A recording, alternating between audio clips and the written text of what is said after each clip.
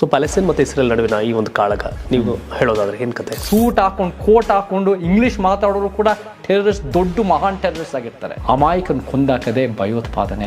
ದೇಶದ ವಿಷಯ ಬಂದಾಗ, ಭಾರತದ ವಿಷಯ ಬಂದಾಗ ನಿಮ್ಗೆ ಏನು ಅನ್ಸುತ್ತೆ ಮುಂದಿನ 5 ವರ್ಷ? GDP ಗ್ರೋತ್ ಜಾಸ್ತಿ ಆಗಿದೆ, ಇಂಡಿಯಾ ಇಷ್ಟೋ ಬೆಳೆದು ಬಿಟ್ಟಿದೆ ಅಂತ ಯಾರಿಗೆ ಹೋಗಿದೆ? ಸದಾಶಿವನಗರ ಡಾಲರ್ಸ್ ಕಾಲಿನವ್ರಿಗೆ ಹೋಗ್ತಾ ಇದೆ. ಸಿದ್ದರಾಮಯ್ಯ ಅವರು ಅಧಿಕಾರ ಹಸ್ತಾಂತರ, ನನ್ನ ಪ್ರಕಾರ ಸಿದ್ದರಾಮಯ್ಯ ಅಷ್ಟು ಸುಲಭ ಕೊಡಲ್ಲ. ಫಸ್ಟ್ ಆಫ್ ಆಲ್ ಸಿದ್ದರಾಮಯ್ಯನ ಉದ್ದೇಶ ಪರಿವರ್ತನೆ ಮಾಡೋಕ್ಕಲ್ಲ, ಅವರಿಗೆ ಅಧಿಕಾರದ ಹಪಾಹಪಿ. ಕರ್ನಾಟಕ ಜನಕ್ಕೆ ಏನು ಅಪೀಲ್ ಮಾಡ್ತೀರಿ, ಏನು ಕೇಳ್ಕೊತೀರಿ? ಅಂಬೇಡ್ಕರ್ ಪೆರಿಯಾರಿನ ಸಂವಿಧಾನದ ಪೀಠಿಕೆಯಲ್ಲಿರೋ ಸಮಾನತೆ ನ್ಯಾಯ ನಮ್ಮದು, ಅದು ಸ್ವತಂತ್ರ, ಅದು ನಮ್ಮ ಸಂವಿಧಾನ ಪೀಠಿಕೆಯಲ್ಲಿದೆ, ಅದನ್ನು ನಾವು ರಕ್ಷಣೆ ಮಾಡಬೇಕು.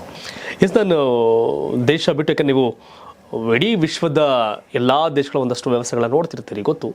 ಸೊ ಪ್ಯಾಲೆಸ್ಟೈನ್ ಮತ್ತು ಇಸ್ರೇಲ್ ನಡುವಿನ ಈ ಒಂದು ಕಾಳಗ ನೀವು ಹೇಳೋದಾದ್ರೆ ಏನು ಕತೆ? ಅದು ನಮಗೆ stolen land. Palestine is stolen land, Israeli this is a clearly ಬಹಳ ದುರಂತ.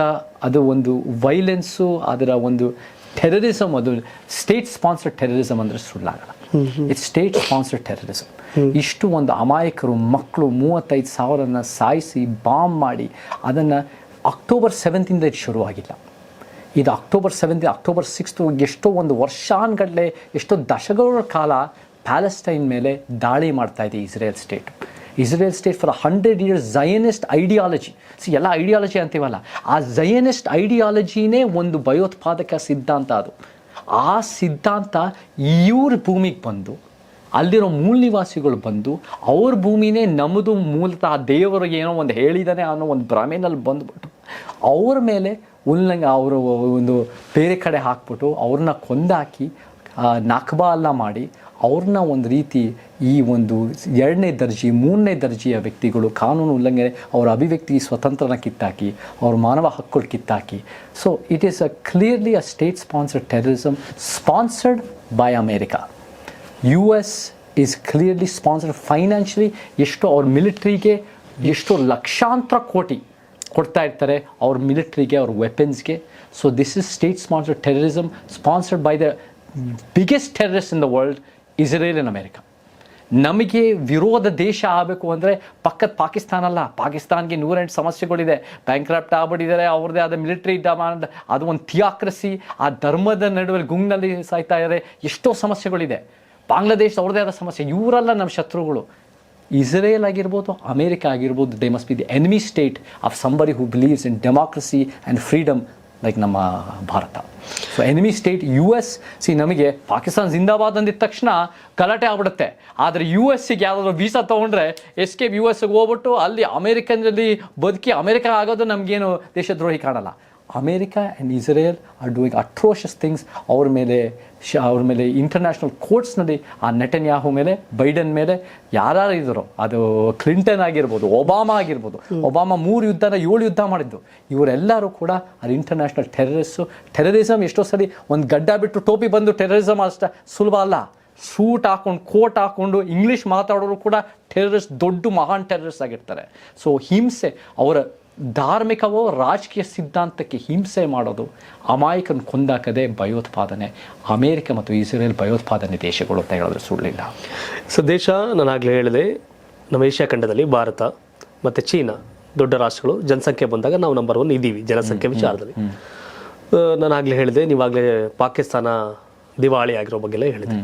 ಬಟ್ ಮುಂದಿನ 5 ವರ್ಷದ ದೇಶದ ಸ್ಥಿತಿಗತಿ ಕಂಪೇರ್ ಟು ನಾವು US ಆಗ್ಬೋದು, UK ಈ ಥರ ಬಂದಾಗ, ದೇಶದ ವಿಷಯ ಬಂದಾಗ, ಭಾರತದ ವಿಷಯ ಬಂದಾಗ ನಿಮ್ಗೆ ಏನು ಅನ್ಸುತ್ತೆ ಮುಂದಿನ 5 ವರ್ಷ? ನಮ್ಮ ಗುರಿ ಏನಾಗಬೇಕು ಅಂದರೆ ಶಿವಕುಮಾರ್ ಅವರೇ, it must not be GDP growth, it must B for capital living existential life of an individual. ಇವಾಗ GDP ಗ್ರೋತ್ ಜಾಸ್ತಿ ಆಗಿದೆ, ಇಂಡಿಯಾ ಇಷ್ಟೋ ಬೆಳೆದು ಬಿಟ್ಟಿದೆ ಅಂತ ಯಾರಿಗೆ ಹೋಗಿದೆ? ಸದಾಶಿವನಗರ ಡಾಲರ್ಸ್ ಕಾಲಿನವ್ರಿಗೆ ಹೋಗ್ತಾ ಇದೆ, ನಮಗೆ UBCTನವ್ರಿಗೆ ಹೋಗ್ತಾ ಇದೆ. ಅದೆಲ್ಲ ನಮಗೆ ಬೇಕಾಗಿರೋದು ಪರ್ ಕ್ಯಾಪಿಟ ಇನ್ಕಮ್. ನಮಗೆ ಎಷ್ಟು ಮಟ್ಟಿಗೆ ಜೋಪಡಿಗಳಿಂದ ಬಿಟ್ಟು ಮನೆಗಳು ಬಂದಿದ್ದಾರೆ, ಬಾಡಿಗೆ ಮನೆಯಿಂದ ಬದುಕೋನು ಇವತ್ತಿನ ದಿನ ಎಷ್ಟು ಮಟ್ಟಿಗೆ ಉಳಿತಾಯ ಮಾಡೋಕ್ಕೆ ಸಾಧ್ಯ ಇದೆ, ಸ್ವಂತ ಮನೆಗಳು ಎಷ್ಟಿದೆ, ಅವ್ರ ಲೈಫ್ ಸ್ಟೈಲ್ ಎಷ್ಟಿದೆ, ಅವ್ರ ಸೇವಿಂಗ್ಸ್ ಎಷ್ಟಿದೆ, ಡೀಸೆಂಟ್ ಎಕ್ಸಿಸ್ಟೆನ್ಸ್ ಮೇಲೆ ನೋಡಬೇಕು. ಸೊ ರೋಡ್ ಕಟ್ಟೋದು ನಾನು ನೋಡಿದ್ದೀನಿ, ಮೈಸೂರು ರೋಡು, ಬೆಂಗಳೂರು ಮೈಸೂರು ರೋಡು ನನಗೆ ಕನ್ವೀನಿಯೆಂಟ್ ಅದು. ಯಾಕಂದರೆ ನಾನು ಮೈಸೂರಿಗೆ ಯಾವಾಗ ಹೋಗ್ತಾ ಇರ್ತೀನಿ, ಆ ಕೊಡಗಿಗೆ, ಹುಣಸೂರಿಗೆ, ಬೇರೆ ಬೇರೆ ಕಡೆ ಹೋಗ್ತಾ ಇರ್ತೀನಿ. ಆ ರೋಡ್ ಕನ್ವೀನಿಯೆಂಟ್, 2 ಗಂಟೆಯಲ್ಲಿ ಹೋಗ್ಬಿಡ್ಬೋದು. ಬಟ್ ಅದು ಒಂದು ಶ್ರೀಮಂತರಿಗೆ ಬೆನಿಫಿಟ್ ಆಗೋದು. ಅದು ಅಲ್ಲಿ ಯಾರು 2 ವೀಲರ್ ಹೋಗೋಕ್ಕಾಗಲ್ಲ, 3 ವೀಲರ್ ಹೋಗೋಕ್ಕಾಗಲ್ಲ. ಅಲ್ಲಿ ಎಷ್ಟು ಮಟ್ಟಿಗೆ ರೈತರ ಭೂಮಿ ಕಿತ್ಕೊಂಡು ಮಾಡಿದಾರೋ, ಅದು ಏನೇನು ಮಾಡಿದಾರೋ, ಬರೀ ಶ್ರೀಮಂತರಿಗೆ ಅನುಕೂಲ ಮಾಡ್ತಾ ಇದ್ದಾರೆ. ಇವಾಗ ಇನ್ನೊಂದು 2033ನಲ್ಲಿ ಇನ್ನೊಂದು ಏರ್ಪೋರ್ಟ್ ಬರೋಕ್ಕಿಂತ ಮುಂಚೆ ಇವಾಗ ಇನ್ನೊಂದು ಏರ್ಪೋರ್ಟ್ ರೆಡಿ ಮಾಡ್ತಾ ಇದ್ದಾರೆ. ಸಿ, ದೀಸ್ ಸರ್ಕಾರಗಳು will look in terms of benefiting the already benefited. ಆಗಲೇ ಲಾಭ ಪಡೆದಿರೋರಿಗೆ ಇನ್ನೂ ಹೆಂಗೆ ಲಾಭ ಪಡಿಬೋದು ಅಂತ ನೋಡ್ತಾರೆ ಹೊರತು ತಳಮಟ್ಟದಲ್ಲಿರೋರಿಗೆ ಎಷ್ಟು ಮಟ್ಟಿಗೆ ಅಭಿವೃದ್ಧಿ ಮಾಡಬೇಕು ಅಂತ ಯೋಚನೆ ಮಾಡಲ್ಲ. ನಾವು ನಿಜವಾಗ್ಲೂ ಉತ್ತಮ ಭಾರತ ಆಗಬೇಕು ಅಂದರೆ ಬೆಳೆದಿರೋರೇ ಬೆಳೆಯೋದಲ್ಲ, ಅವ್ರ ಮಕ್ಕಳಿಗೆ ಟಿಕೆಟ್ ಕೊಡೋದಲ್ಲ. ನಾವು ತಳಮಟ್ಟದಿಂದ ಇರೋರಿಗೆ ಅವರ ಪರ್ ಕ್ಯಾಪಿಟಲ್ ಇನ್ಕಮ್ಮು ಮತ್ತು ಅವ್ರ ಕ್ಯಾಪಿಟಲ್ ಲೈಫ್ ಸ್ಟೈಲು, ಅವ್ರಿಗೆ ಒಂದು ಎಕರೆ 2 ಎಕರೆ ಭೂಮಿ ಸಿಗೋದು ಹೆಂಗೆ ಸಾಧ್ಯ ಉಂಟಾಗುತ್ತೆ? ಎಸ್, ಭಾಳ ಸಿಂಪಲ್ ಆಗಿ ಹೇಳ್ತೀರಿ. ಸದಾಶಿವನಗರದವರು ಅಭಿವೃದ್ಧಿ ಆದರೆ ಅಭಿವೃದ್ಧಿ ಅಲ್ಲ, ಶ್ರೀರಾಮ್ಪುರದವ್ರು ಸ್ಲಮ್ಮಲ್ಲಿರೋರು ಕೂಡ ಆರ್ಥಿಕವಾಗಿ ಸದಾಶಿವನಗರದಲ್ಲಿ ಅಭಿವೃದ್ಧಿ ಆದರೆ ಅಭಿವೃದ್ಧಿ ಅಲ್ಲ, ಅಷ್ಟೇ ಅಲ್ಲ. ಸದಾಶಿವನಗರ ಇವರು ಬೆಳೀಲಿ ಅವರು ಬೆಳೀಲಿ ಅಲ್ಲ, ಇನ್ಕ್ಲೂಸಿವ್ ಗ್ರೋತ್ ಅಲ್ಲ. ಸದಾಶಿವನಗರದಿಂದ ಕಿತ್ಬಿಟ್ಟು ಇವ್ರಿಗೆ ಕೊಡಬೇಕು. ಅದು ಜಸ್ಟಿಸ್ ಅಂದ್ರೆ ತಳಮಟ್ಟದಿಂದ ಏರ್ಸೋದಷ್ಟೇ ಅಲ್ಲ, ಮೇಲಿಂದ ಇಳಿಸೋದು. ನಾನು ಯಾವಾಗಲೂ ವಿವಾದದಲ್ಲಿ ಇರ್ತೀನಿ, ಯಾಕಂದ್ರೆ ಮೇಲಿಂದ ನಾನು ಇಳಿಸ್ತೀನಿ. ಇನ್ಕ್ಲೂಸಿವ್ ಗ್ರೋತ್ ಅಂತಾರೆ ಮುಖ್ಯಮಂತ್ರಿ ಸಿದ್ದರಾಮಯ್ಯನವರು ಎಷ್ಟೋ ಸಲ ಹೇಳಿದ್ದಾರೆ. ಇನ್ಕ್ಲೂಸಿವ್ ಗ್ರೋತ್ ಅಂದ್ರೆ ತಳಮಟ್ಟದಲ್ಲಿ ಇರೋನು ಒಂದು ಸ್ವಲ್ಪ ದುಡ್ಡು ಕೊಡಿ, ಬೇರೆಯವರು ಅಂದ್ರೆ ಸಿಕ್ಕಾಬಟ್ಟೆ ಸ್ವಿಸ್ ಬ್ಯಾಂಕಲ್ಲಿ ಇರಲಿ, ಹಂಗೆ ನೋಡೋಕ್ಕಾಗಲ್ಲ. ಇನ್ಕ್ಲೂಸಿವ್ ಗ್ರೋತ್ ಅಲ್ಲ, ಜಸ್ಟಿಸ್ ಬೇಸ್ಡ್ ಗ್ರೋತ್. ತಳಮಟ್ಟದಿಂದ ಬೆಳೆಸಬೇಕು, ಮೇಲಿಂದ ಇಳಿಸ್ಬೇಕು, ಸಮಾನತೆ ನಾವು ತರಬೇಕು. ಎಸ್ ಸರ್, ರಾಜ್ಯದ ವಿಚಾರ ಬಂದಾಗ ಮಾಜಿ ಮುಖ್ಯಮಂತ್ರಿ ಕುಮಾರಸ್ವಾಮಿ ಕೇಂದ್ರ ಮಂತ್ರಿ ಆಗಿದ್ದಾರೆ. ಸಿದ್ದರಾಮಯ್ಯ 2 ವರ್ಷಕ್ಕೆ ಡಿ.ಕೆ. ಶಿವಕುಮಾರ್ಗೆ ಅಧಿಕಾರ ಹಸ್ತಾಂತರ ಮಾಡ್ತಾರೆ ಅಂತಿದ್ದಾರೆ. ಡಿ.ಕೆ. ಶಿವಕುಮಾರ್ CM ಆಗ್ತಾರೆ ಅಂತಿದ್ದಾರೆ. ರಾಜ್ಯದ ರಾಜಕಾರಣದ ಬಗ್ಗೆ ಕಾಮೆಂಟ್ ಮಾಡೋದಾದರೆ ಕುಮಾರಸ್ವಾಮಿ ಅವ್ರ ಮೊದಲ ವಿಚಾರ ಸೆಂಟ್ರಲ್ ಮಿನಿಸ್ಟರ್. ಕುಮಾರಸ್ವಾಮಿ ಈ ಸೆಂಟ್ರಲ್ ಮಿನಿಸ್ಟರ್ ಆಗ್ತಾರೆ ಅಂತ ನಮ್ಮ ಮುಂಚೆಯಿಂದ ಗೊತ್ತಿತ್ತು. ಕುಮಾರಸ್ವಾಮಿ ಆ ಉದ್ದೇಶದಿಂದನೇ ಅವರಿಗೆ 3 ಸೀಟಿಗೋಸ್ಕರ ಅವ್ರು ಲಿಮಿಟ್ ಆಗಿ, ಅವರು ನನ್ನ ಪ್ರಕಾರ 2 ಸೀಟ್ ಗೆಲ್ಲಬೇಕು ಅಂದರೆ ಅವ್ರು ಮೈತ್ರಿ ಮಾಡ್ಕೊಳ್ದೇನೆ 2 ಸೀಟ್ ಗೆಲ್ಬೋದಾಗಿತ್ತು. ಸೊ ಅವ್ರಿಗೆ ಮಂತ್ರಿ ಆಗ್ತಾರೆ ಅಂತ ಗೊತ್ತಿತ್ತು. ಅವ್ರು ಮಂತ್ರಿ ಆಗಿದ್ದಾರೆ, ಅವ್ರಿಗೂ ಬೆನಿಫಿಟ್ ಆಗಿದೆ, BJPಗೂ ಬೆನಿಫಿಟ್ ಆಗಿದೆ. ಅದು it was a good pre-poll decision by them for there political party. But ಇವತ್ತಿನ ದಿನ ಚನ್ನಪಟ್ಟಣದಲ್ಲಿ ಏನಾಗುತ್ತೆ ನೋಡಬೇಕು. ಮತ್ತು ಅವ್ರು ನಾಳೆ ದಿನ 28ರಲ್ಲಿ ಎಲೆಕ್ಷನ್ ಕರ್ನಾಟಕದಲ್ಲಾದರೆ ಆವಾಗಲೂ ಕೂಡ ಅವ್ರು ಎಷ್ಟು ಮಟ್ಟಿಗೆ ಅಸ್ತಿತ್ವದಲ್ಲಿ ಇರುತ್ತೆ ನೋಡಬೇಕು. ಅವರು ಕೇಂದ್ರಕ್ಕೆ ಹೋದರೆ ಅವ್ರು ಇಲ್ಲಿ ಕರ್ನಾಟಕದಲ್ಲಿ ಜಾಸ್ತಿ ಕೆಲಸ ಮಾಡೋಕ್ಕಾಗಲ್ಲ, ಇಲ್ಲಿ ಸಂಘಟನೆ ಮಾಡೋಕ್ಕಾಗಲ್ಲ. ಇಲ್ಲಿ ಹಳೆ ಮೈಸೂರದಲ್ಲಿ 5-6 ಜಿಲ್ಲೆಗಳಲ್ಲಿ ವೀಕ್ ಆಗೋ ಸಾಧ್ಯತೆಗಳಿದೆ. ಇದಕ್ಕೆ is the single leader of that party. ಅಲ್ಲಿ ಇನ್ಯಾರು MLAಗಳು ಸ್ಟ್ರಾಂಗ್ ಇಲ್ಲ, ಮತ್ತು ಅವ್ರ ಮಕ್ಕಳು ಕೂಡ ಏನು ಸ್ಟ್ರಾಂಗ್ ಇಲ್ಲ. So is the single leader. ಅವ್ರು ಡೆಲ್ಲಿನಲ್ಲಿ ಕೂತಿದ್ರೆ ಎಷ್ಟು ಮಟ್ಟಿಗೆ ಇಲ್ಲಿ JDS ಆಗಾಗಲೇ 2-3 ಎಲೆಕ್ಷನಲ್ಲಿ 18, 19, 20% ತೊಗೊಂಡಿರೋ JDS 2023 14ಕ್ಕೆ ಬಿದ್ದಿದೆ.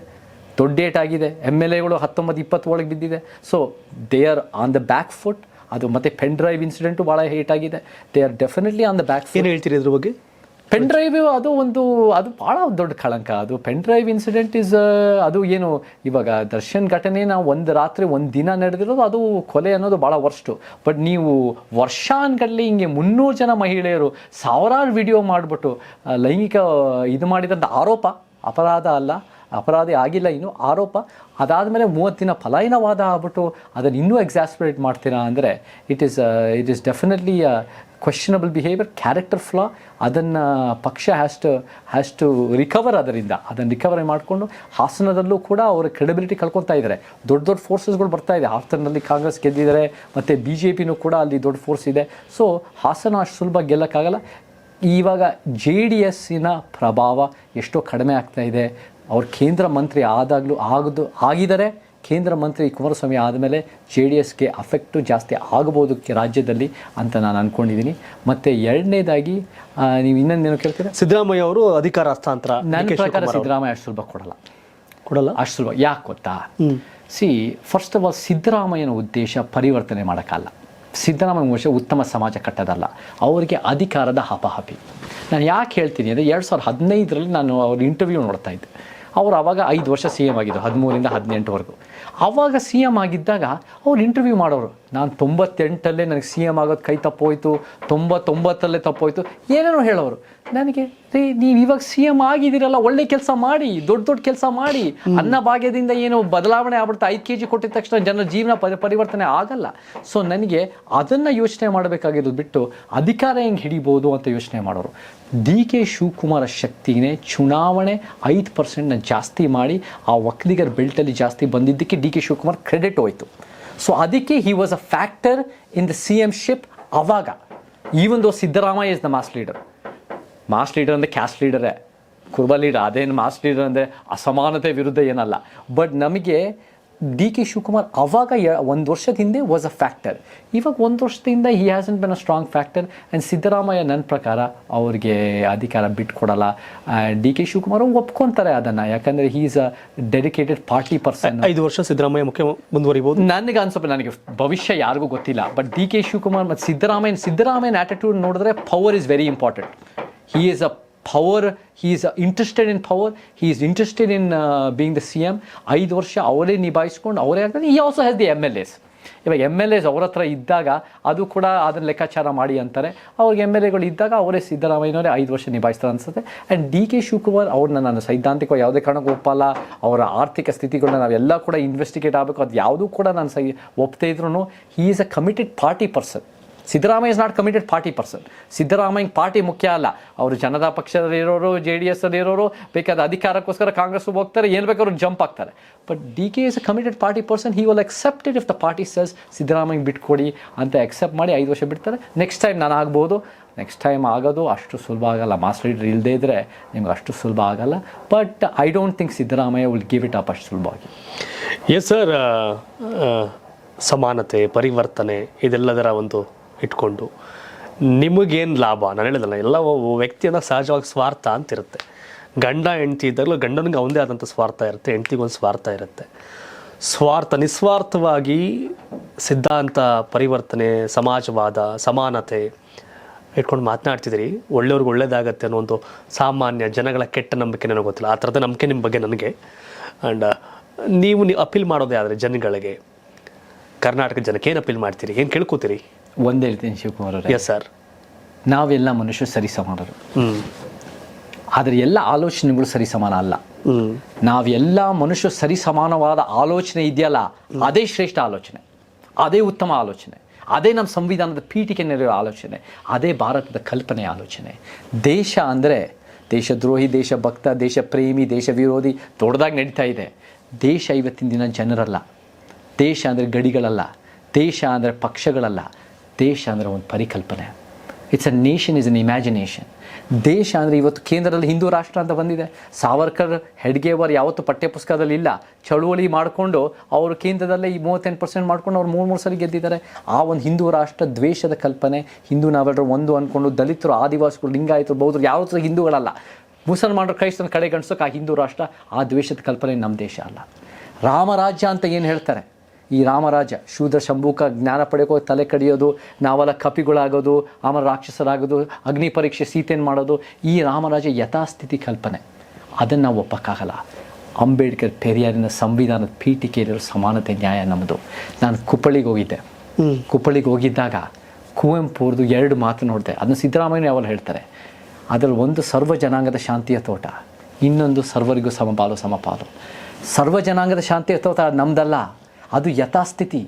ಅದು ಈ ಕಾಂಗ್ರೆಸ್ಸು, ಈ ಹಿಂದೂವಾದಿಗಳು ಅದನ್ನು BJPನ ಆಚೆ ಇಟ್ಬಿಟ್ಟು ವ್ಯವಸ್ಥೆನ ಹೆಂಗಿದೆಯೋ ಅದನ್ನು ಕಾಪಾಡಬೇಕು, ನಮ್ಮನ್ನು ಶಾಂತಿಯಾಗಿರಬೇಕು. ನ್ಯಾಯ ಇಲ್ಲದೇ ಇದ್ರೆ ಶಾಂತಿ ಇರಲ್ಲ. ಅದು ನಮ್ಮದಲ್ಲ. ಸರ್ವರಿಗೂ ಸಮಬಾಲು ಸಮಪಾಲು, ಆ ಕುವೆಂಪು ವಾದ ಅದು ನಮ್ಮದು. ಅದು ಪರಿವರ್ತನೆ ವಾದ. ಅದು ಎಲ್ಲರಿಗೂ ಹಂಚಬೇಕು. ನಾವೆಲ್ಲರೂ ಸರಿ ಸಮಾನರು. ಯಾರು ಕೆಲವರು ಶ್ರೇಷ್ಠ ಕನಿಷ್ಠ ಅದು ಹುಟ್ಟಿರೋದ್ರಿಂದ ಅಲ್ಲ, ಅದು ಈ ಕೊಳಕು ಭೇದ ಭಾವನೆಯ ವ್ಯವಸ್ಥೆ. ಸೊ ಅದನ್ನು ಕಟ್ಟಣ. ನಿಮಗೆ ಸರ್ವ ಜನಾಂಗದ ಶಾಂತಿಯ ತೋಟ ಕುವೆಂಪು ನೀವಿಟ್ಕೊಳ್ಳಿ. ಸರ್ವರಿಗೂ ಸಮಬಾಲು ಸಮಪಾಲು ಅದು ನಮಗೆ ಕುವೆಂಪು. ಇನ್ಕ್ಲೂಸಿವಿಟಿ ಆ್ಯಂಡ್ ಡೈವರ್ಸಿಟಿ ಅದು ನಮ್ಮ ಸಂವಿಧಾನದ ಪೀಠಿಕೆಯಲ್ಲಿಲ್ಲ. ಸಮಾನತೆ, ನ್ಯಾಯ ನಮ್ಮ ಸಂವಿಧಾನ, ಧರ್ಮ ನಿರಪೇಕ್ಷತೆ, ಸಮಾಜವಾದಿ, ಅದು ಸ್ವತಂತ್ರ, ಅದು ನಮ್ಮ ಸಂವಿಧಾನ ಪೀಠಿಕೆಯಲ್ಲಿದೆ. ಅದನ್ನು ನಾವು ರಕ್ಷಣೆ ಮಾಡಬೇಕು. ಎಸ್ ಸರ್, ಭಾಳ ಖುಷಿ ಆಯಿತು. ತನಗೇನು ಬೇಡ, ತನ್ನ ಸಮಾಜಕ್ಕೆ, ತನ್ನ ಜನಕ್ಕೆ ಅನ್ನೋದಕ್ಕಿಂತ ಈ ವ್ಯವಸ್ಥೆ ಚೆನ್ನಾಗಿರಲಿ, ನೇಷನ್ ಅಂದರೆ ಇಮ್ಯಾಜಿನೇಷನ್, ಆ ಪರಿಕಲ್ಪನೆ ಅನ್ನೋದ್ರ ಮೇಲೆ ಹೋಗ್ತಿದ್ದೀರಿ. ಎಳ್ಳಷ್ಟು ಹೇಳಿದಲ್ಲ, ಎಳ್ಳಷ್ಟು ಕೂಡ ಸೂಜಿ ಮೊನೆಯಷ್ಟು ಕೂಡ ನಿಮ್ಮ ಸ್ವಾರ್ಥ ಇಲ್ಲದೆ ಇವನ್ನೆಲ್ಲವೂ ಕೂಡ ಮಾಡ್ತಾಯಿದ್ದೀರಿ. ಒಳ್ಳೆಯದಾಗಲಿ sir. Thank you so much ನನ್ನ ಜೊತೆ ಈ ಪಾಡ್ಕಾಸ್ಟಲ್ಲಿ ಭಾಗಿಯಾಗಿದ್ದಕ್ಕೆ. Thank you. ನನಗೆ ಭಾಳ ಖುಷಿಯಾದಂಥ ಸಂದರ್ಶನ. ನಾನು ಆಗಲೇ ಹೇಳಿದೆ, ಒಳ್ಳೆಯದು ಅಂತ ಒಪ್ಕೊಳ್ಳೋದಷ್ಟೇ ನನ್ನ ಇದು. ಹಾಗಾಗಿ ಸಂಪೂರ್ಣವಾಗಿ ನಿಮ್ಮ ನಿಲುವುಗಳನ್ನು, ವಿಷಯಗಳನ್ನ ಒಪ್ತೇನೆ. ಹಿಂದೆ ಮುಂದೆ ಏನೋ ಮಾತಾಡುವಂಥ ವ್ಯಕ್ತಿ ಅಲ್ಲ. ಸೊ ಹಾಗಾಗಿ ನಾನು ನೇರವಾಗಿ ಕ್ಯಾಮ್ರಾ ಮುಂದೆ ಇದನ್ನು ವಿಷಯವನ್ನು ಹೇಳ್ತಾ ಇದ್ದೀನಿ. Once again thank you so much sir. ಒಳ್ಳೆಯದಾಗಲಿ. ನಮಸ್ಕಾರ. ತಾವೇನು ಹೇಳ್ತೀರಿ ಕಾಮೆಂಟ್ ಮಾಡಿ ತಿಳಿಸಿ. ವಿಷಯ ಇಷ್ಟೇ, ವಿಷಯದಲ್ಲಿ ಸತ್ವ ಇದೆ, ಸತ್ಯ ಇದೆ ಅಂದಾಗ ಅದನ್ನು ಗಟ್ಟಿಯಾಗಿ ಹೇಳಬೇಕಂತೆ ಮಾಧ್ಯಮ ಅಂದ್ರೆ ಆ ಕೆಲಸ ಅಂತ ನಾನು ಭಾವಿಸಿದ್ದೀನಿ. ನನಗೆ ಹಳೆಯದೆಲ್ಲ ಓದ್ಕೊಂಡು ಏನೇನೋ ತಿಳ್ಕೊಂಡು ಹೆಚ್ಚೆಚ್ಚಾಗಿ ಮಾತಾಡುವಂಥದ್ದು ಗೊತ್ತಿಲ್ಲ. ಅದು ನನಗೆ ಗೊತ್ತಿರೋ ಸರಿ ಅಂತ ಅನಿಸಿದ್ದನ್ನು, ಸರಿ ಇರೋದನ್ನು ಹೇಳುವಂಥ ಕೆಲಸ ಮಾಡ್ತಿದ್ದೇನೆ ಅಂತ ನಾನು ಅಂದ್ಕೊಂಡಿದ್ದೀನಿ. ಈಗಲೂ ನನ್ನಲ್ಲಿ ತಪ್ಪುಗಳಿದ್ರೆ ದಯವಿಟ್ಟು ಅದನ್ನು ನೇರವಾಗಿ ನೀವು ಹೇಳ್ಬೋದು. ಕಾಮೆಂಟ್ ಓಪನ್ ಆಗಿರುತ್ತೆ. ಅವ್ರ ವಿಷಯಗಳಿಗೂ ಕೂಡ ನೀವು ನಿಮ್ಮದೇ ಆದಂಥ ವಿಶ್ಲೇಷಣೆ, ವಿಮರ್ಶನೆ ಮಾಡಲಿಕ್ಕೆ ಕೂಡ ಮುಕ್ತ ಅವಕಾಶ ಇದೆ. Thank you so much. ಮತ್ತೊಬ್ಬ ಅತಿಥಿಯೊಂದಿಗೆ ಮತ್ತೊಂದು ಸಂದರ್ಶನ ಮಾಡ್ತೀನಿ ಅಂತ ತಿಳಿಸ ನಾನು ಈ ಕಾರ್ಯಕ್ರಮ ಮುಗಿಸ್ತೇನೆ. ಧನ್ಯವಾದ. ಇದು ಕರ್ನಾಟಕ ಟಿವಿ, ಕನ್ನಡಿಗರ ಧ್ವನಿ.